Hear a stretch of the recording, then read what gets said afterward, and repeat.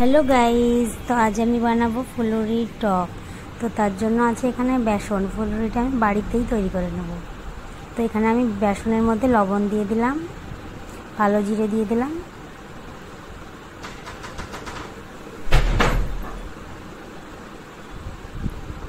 আর এর মধ্যে আমি দিয়ে দেবো একটু বেকিং সোডা। এবার আমি জল দিয়ে এটাকে অল্প অল্প জল দিয়ে মাখিয়ে নেব, ব্যাটার তৈরি করে নেব। ব্যাটারটা খুব পাতলা যেন না হয়, তাহলে ফুলুরিগুলো ভেজে নেওয়া যাবে না। অল্প অল্প করে প্রথমে জল দিয়ে মেখে নেবে। এই যে ব্যাটারটা দেখো কীরকম হয়। তো এর মধ্যে আমি একটু হলুদ গুঁড়ো দিয়ে দেবো।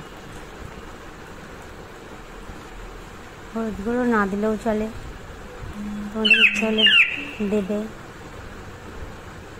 তো আমি হলুদ গুঁড়ো একটু দিয়ে দিলাম।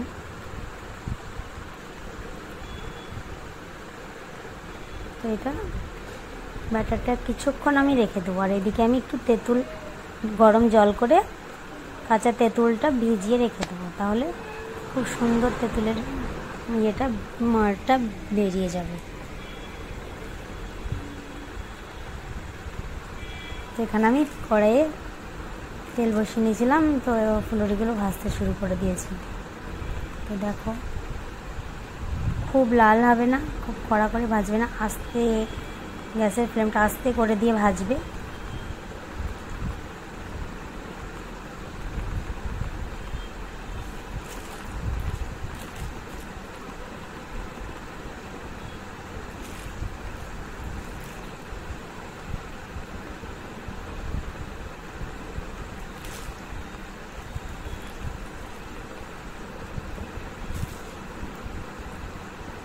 তো দেখো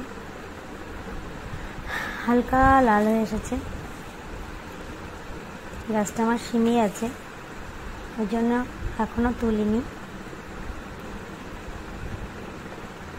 ভেতরটা তাহলে সুন্দর হয়ে যাবে।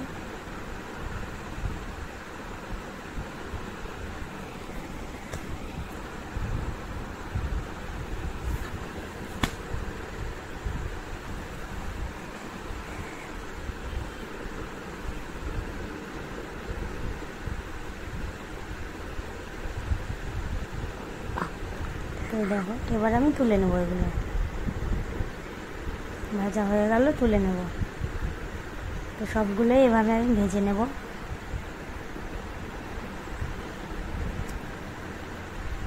এই দেখো সবগুলো আমার ভাজা হয়ে গেছে, খুব সুন্দর হয়ে ভাজা হয়েছে। হাত দিয়ে দিয়ে দেখবে স্পঞ্জের মতো লাগবে, তেমনি সুন্দর ভাজা হয়ে গেছে।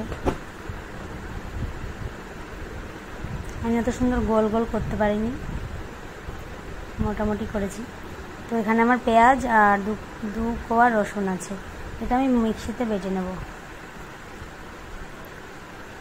আর এদিকে আমি একটু পাঁচফোড়ন ভেজে নিচ্ছি, শুধু ভেজে নিচ্ছি গুঁড়ো করার জন্য। তো দেখো এটা আমি ভেজে নিয়েছিলাম। তো তেলের মধ্যে কালো জিরে দিয়ে দিলাম,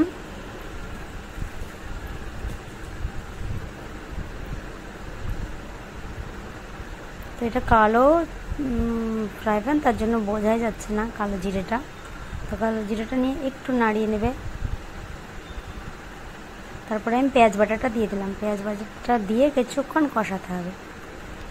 তো এর মধ্যে একটু হলুদ গুঁড়ো,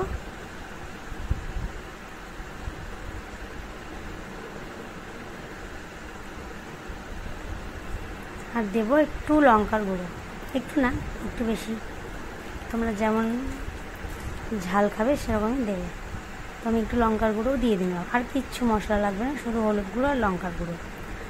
তো এবার আমি পেঁয়াজ বাটাটা ভালো করে কষিয়ে নেব, যাতে পেঁয়াজের গন্ধটা না থাকে।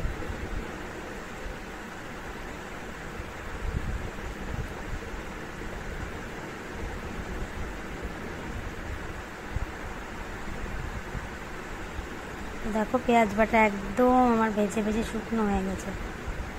তো এবার আমি পেঁয়াজ বাটার মধ্যে এই মশলাটার মধ্যে লবণ দিয়ে দেবো আর দিয়ে দেবো জল।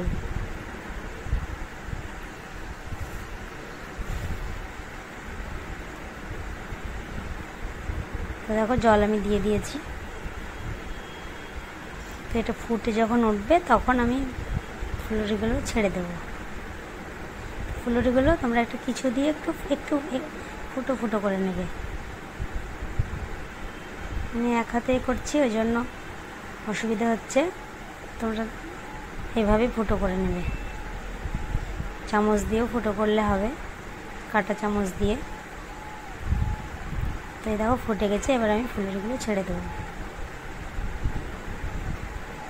আর এটার মধ্যে আর একটু জল দিয়ে দেবো, মানে জলটার মধ্যে টেনে নেবে।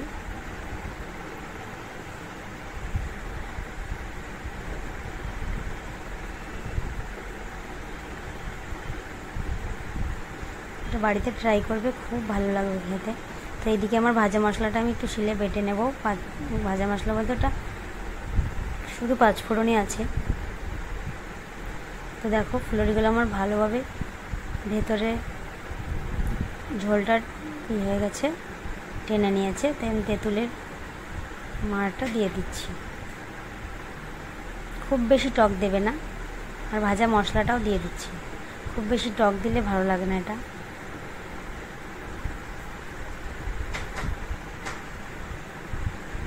একটু জলটা বেশিই দিয়ে রাখবে, কারণ এটা অনেকটা জল টেনে নেয়।